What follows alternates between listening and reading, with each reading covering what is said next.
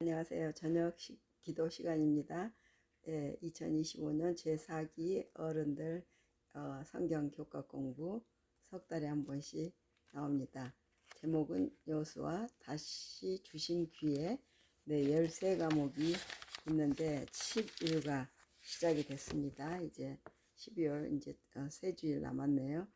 예, 마지막 1년에 제4기까지 있는데 마지막 기 11과입니다.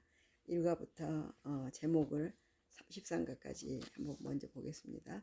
성공의 비결, 놀라운 은혜, 은혜의 기념비, 모든 전쟁의 배후에 있는 전쟁, 5가 하나님이 우리를 위해 싸우신다, 6가 내부의 적, 7과 최고의 충성, 전장에서 경배함, 8과 믿음의 거인, 여호수아와 갈렙, 언약의 상속자, 갇혔으나 소망을 품은 자, 10과 참여호수아, 11과 그 땅에 거할 때, 12과 하나님은 신실하시다, 13과 오늘 선택하라, 제 11과 예, 그 땅에 거할 때. 오늘 월요일 저녁이네요. 기억절. 유순한 대답은 분노를 쉬게 하여도 과격한 말은 노를 격동하느니라. 잠언서 15장 1절 말씀. 연구 범위가 여호수아 22장, 에베소 6장 7절, 요한복음 7장 24절, 민수기 25장, 잠언 15장 1절, 베드로전서 3장 8절 9절. 네, 공동체 생활이 때때로 갈등과 긴장으로 이어질 수 있고, 교회처럼 서로 다른 배경이나 사회적 계층, 때로는 완전히 다른 분야에서 자란 사람들이 한 목적을 위해 함께 생활하고 일하는 공동체에서는 더욱 그러하죠. 이번 주 여호수아 22장을 보면 백성들 사이에 큰 오해에서 비롯된 난관에 대해서 살펴보는데요. 책의 초반부에 여호수아는 일부 지파들에게 요단강을 건너 요단강 서쪽 지파들과 함께 정복에 참여하라고 명령했습니다. 여호수아 1장 12절로 18절. 그 임무가 완수되고 자유롭게 돌아갈 수 있게 되었는데, 요단강 동편에 도착한 이들이 쌓은 재단 때문에 요단강 서편 지파들이 걱정하기 시작했습니다. 다른 사람의 행동에 대해 성급한 결론을 내리는 것은 왜 위험한 일인가?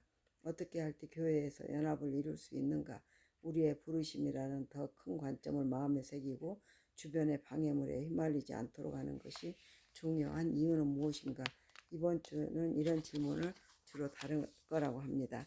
결론은 연합을 무너뜨리는 주변의 방해물 앞에서 우리의 부르심이라는 큰 관점을 마음에 새겨야 합니다. 불리하게 만드는 요단강 앞에서도 양편이 연합하고 충성을 유지한 비결은 동료만이 아닌 사명을 주신 하나님을 함께 섬겼기 때문입니다. 아무리 선한 일을 할지라도 불필요한 오해가 생길 수 있기에 서로 소통하는 것이 매우 중요합니다. 유순한 말은 비난과 어려움 앞에서도 연합을 이끌어낼 수 있습니다. 연합은 진리를 희석하고 포기하면서까지 지켜야 하는 것은 아니지만 마지막 수단을 사용하기 전에 할 수 있는 모든 방법으로 부르심을 따라 연합하기 위해 노력해야 합니다. 일요일은 헌신으로 어제 요단강에 의해 갈라진 이들이 연합하며 충성을 유지한 비결은 그들은 동료 이스라엘을 섬긴 것이 아니라 그들에게 사명을 주신 하나님을 섬겼기 때문에 그렇게 할 수 있었지요. 네, 그리고 화요일, 월요일 오늘 고발, 여호수아 22장 9절로 20절에 기록된 돌아온 지파들의 이야기를 읽어보면 요단강 서쪽 지파들이 동쪽 지파들을 향해 어떤 고발을 제기했는가, 이 고발에는 어느 정도 타당한 근거가 있는가, 있었는가, 동쪽에 있는 족속들을 평소와 같은 형태로 르우벤 족속, 갓 족속, 흠정역으로 부른 1절과 달리 11절은 그들을 르우벤 자손, 갓 자손, 또 므낫세 반지파라는 다른 표현으로 부릅니다. 이는 이스라엘 자손 여호수아 22장 11절과 대조되며 다른 실체를 나타내는 것처럼 보입니다. 이 이야기에서 이스라엘 온 회중 더 Whole Congregation of Israel NKJV라는 표현은 요단강 서쪽의 아홉과 반 지파만을 지칭하며 두 집단 사이에 일어난 균열을 강조한다. 실제로 이어지는 이야기의 근본적인 질문은 과연 강동쪽의 지파들을 이스라엘 자손으로 볼 수 있느냐는 것이다. 동편으로 돌아간 지파의 이야기가 순조롭게 끝날 것을 기대하겠지만 동쪽 지파들이 요단 경계에 제단을 쌓았다는 소식이 전해지면서 긴장이 고조된다. 본문은 이 행위의 이유를 밝히지 않고 제단의 기능이나 그와 관련된 구체적인 행위에 대해서도 설명하지 않는다. 이 제단의 의미에 관한 모호함은 3장과 4장에서 나오는 요단강을 처음 건너던 장면을 되돌아볼 때 더욱 깊어진다. 그때는 온 이스라엘이 요단강가에 도착해 가나안 본토로 걸어갔다. 예, 반면 지금은 이스라엘 일부가 요단강 지역으로 왔고 이 지역에는 강을 반대로 건너려 하고 있다. 예, 반면 지금은 이스라엘 일부가 요단으로 지었고 두 경우 모두 돌로 된 구조물이 세워진다. 첫 번째는 기념비로 사용되었고 두 번째는 인상적인 제단처럼 보인다. 필연적으로 떠오르는 질문은 이 돌들은 무슨 뜻이냐는 것이다.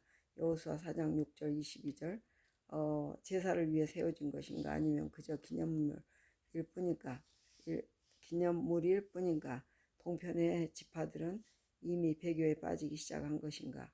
여호수아 엘르아살 또는 지파의 지도자들과 상의가 없었기에 자칫하면 끔찍한 갈등으로 이어질 수도 있는 오해의 여지가 생겼다. 성경은 다른 사람을 판단하지 말라고 공고하면서 무엇을 언급하고 있습니까? 누가복음 6장 37절, 요한복음 7장 24절, 고린도전서 4장 5절을 읽어보십시오.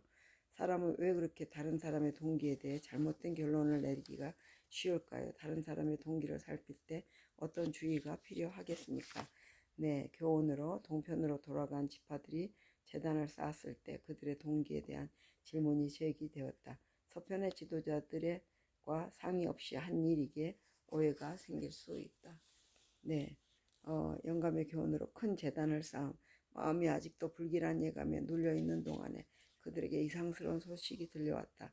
이스라엘 백성이 기적적으로 강을 건넌 곳에서 멀지 않은 요단강엔 두 지파와 반 지파는 실로의 번제단과 비슷한 큰 제단을 쌓았다. 율법은 성전 이외에 다른 예배하는 곳을 세우는 것을 금지하고 그렇게 하는 자를 차형에 처하도록 하였다. 만일 이 제단의 목적이 그런 것이라면 그것을 그냥 둔다면 그것은 백성들을 참 신앙에서 돌아서게 할 것이다. 부조와 선지자 518쪽입니다. 네, 기도하겠습니다. 하나님, 하나로 만드신 우리가 열심히 일하면서도 갈라져 서로 다른 존재가 되는 때가 있습니다. 때로 사소한 부주의가 큰 문제가 되기도 합니다. 서로를 배려하는 마음을 더해주시고 우리 마음을 지켜주셔서 주님 뜻 가운데 행복하게 하옵소서. 아멘, 아멘. 기도하고 마치겠습니다. 하늘에 계신 우리 아버지, 이름이 거룩히 여김을 받으시오며 나라 임하옵시며 뜻이 하늘에서 이루어진 것 같이 땅에서도 이루어지이다. 오늘날 우리에게 일용할 양식을 주옵시고 우리가 우리에게 죄 지은 자를 사하여 준 것 같이 우리 죄를 사하여 주옵시고 우리를 시험에 들게 말게 하옵시며 다만 악에서 구하옵소서. 나라와 권세와 영광이 아버지께 영원히 있사옵나이다. 아멘. 아멘. 안녕히 주무시고요. 내일 또 뵙겠습니다. 이제 이 카메라가 거의 용량이 이제 30분 정도 하면은 이제 끝나는 것 같아요. 이 안에 사진들을 보호하기 위해서는 제가 이제 거의 끝내야 될 것 같은 생각이 듭니다. 기도해 주시고 그냥 기회가 더 주어진다면은 이렇게 아침, 저녁, 점심 기도는 계속 하고 싶은데요. 네, 감사합니다. May God bless all of you. 아멘.